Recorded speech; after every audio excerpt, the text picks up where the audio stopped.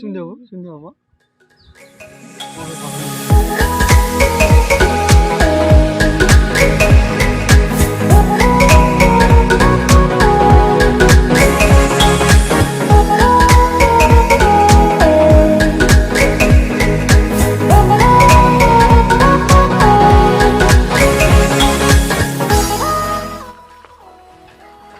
Hello' বন্ধুসকল, মই YouTube channel শুনিলোঁ এটা আপোনালোকক ডিমাকুচিৰ বাগান দেখাবলৈ যাই আছোঁ। মই বৰ্তমান এই হ'ল 1 নম্বৰ বাগান, এতিয়া মই পালোঁ।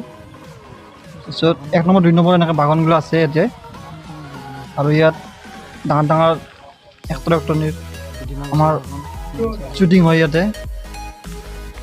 আৰু আপোনালোকে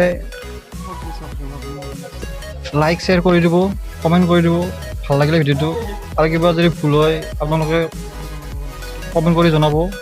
কেনেকৈ ভিডিঅ' বনাব লাগে আপোনালোকে মোক কৈ দিব।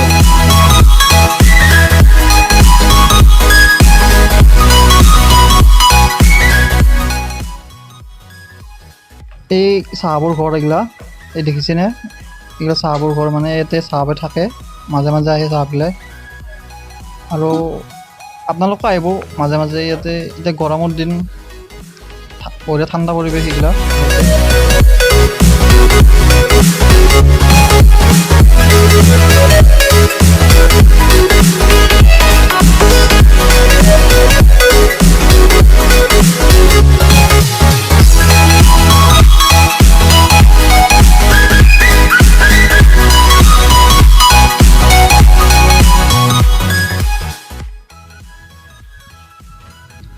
আপোনালোকৰ বহুতে হয়তো এতিয়া গৰম চাহৰ মজা লৈ এতিয়া এই আমাৰ সুন্দৰ ভিডিঅ'টো চাই আছে। এই ইমান গৰম মানে কি ক'ব আৰু, ইমান গৰমত ইমান ধুনীয়া আপোনালোকক মই ঠাণ্ডা শীতল জেগা দেখাই আছোঁ।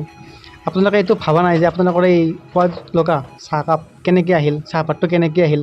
হয়তো বহুতে ইয়াৰ কাৰণটো জানে, কিন্তু কিছুমানে নাজানিব পাৰে। যিবিলাকে নাজানে সেইবিলাকৰ বাবে মই কৈ আছোঁ যে ইয়াত কেনেকৈ চাহপাতৰ পৰা, চাহ গছৰ পৰা কেনেকৈ চাহপাতটো বনায়। ইয়াত বহুত ফেক্টৰী আছে। মই মোৰ আহিবলগীয়া ভিডিঅ'বিলাকত সেইবিলাকত যাম, আৰু তাত কেনেকৈ বস্তুখিনি বনায় গোটেই ঘটনাটো আপোনালোক মই বুজাই কেনে ক'বলৈ চেষ্টা কৰিম।